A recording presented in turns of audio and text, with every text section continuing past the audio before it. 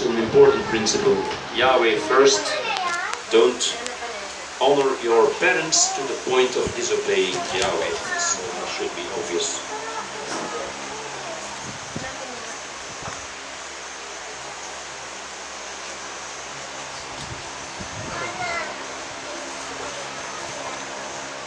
Okay, let's now continue in Matthew 19:29.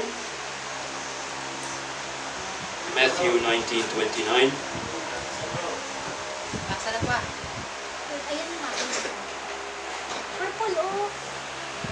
And everyone who lived houses, or brothers, or sisters, or fathers, or mothers, or wife, or children, or lands, for the sake of my name, shall receive a hundredfold, and shall inherit everlasting life.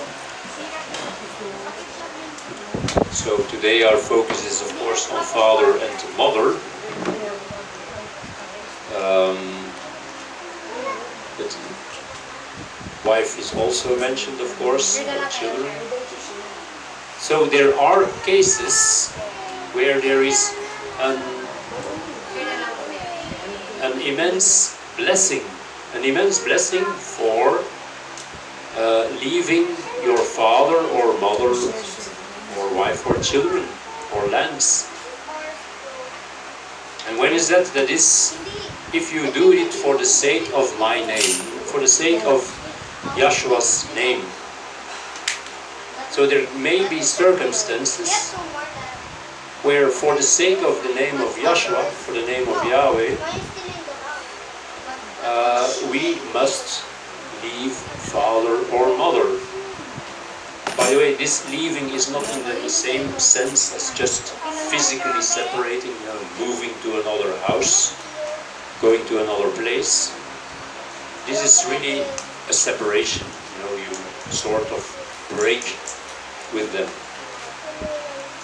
So this verse teaches us there can be situations that you really have to break with your father, with your mother, even with your wife, for the sake of Yahshua's name.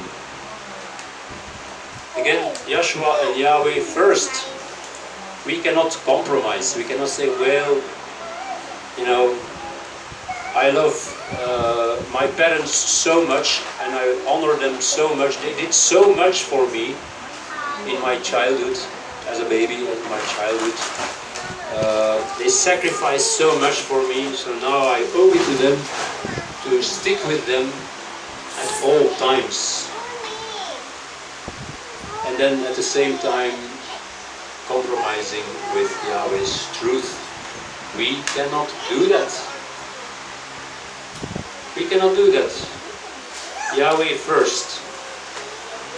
We will be immensely blessed if for the sake of Yahshua's name, for the sake of following his example, of obeying Torah, obeying Yahweh's and Yahshua's words, if we break with them.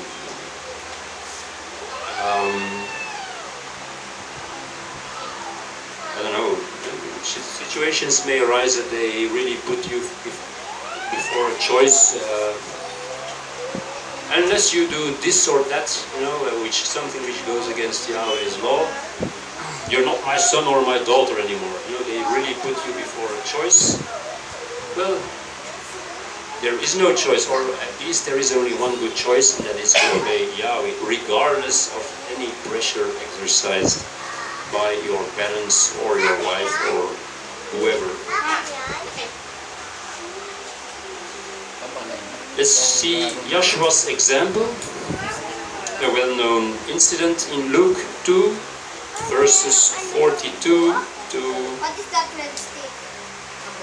51. 10 verses. Luke 2, 42 to 51. And when he was 12 years old, they going up to Jerusalem according to the custom of the feast.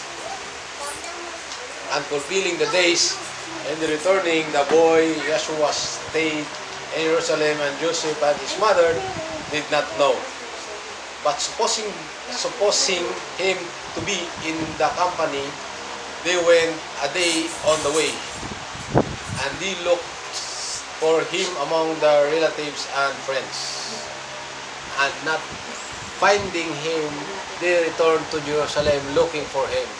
And it happened after 3 days, they found him in the sanctuary, sitting in the midst of the teachers, even hearing them and questioning them. And all those hearing him were amazed at his intelligence and his answers. And seeing him, we were astounded. And his mother said to him, "Child, why did you so to us? Behold, your father and I were looking for you, greatly distressed." And he said to them, "Why did you look for me? Did you not know that I must be busy in the affairs of my father?" And they did not understand the word which he spoke to them. And he went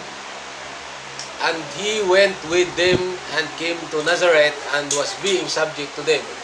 And his mother carefully kept all these words in her heart. And Joshua progressed in wisdom and stature and favor before Yahweh and men.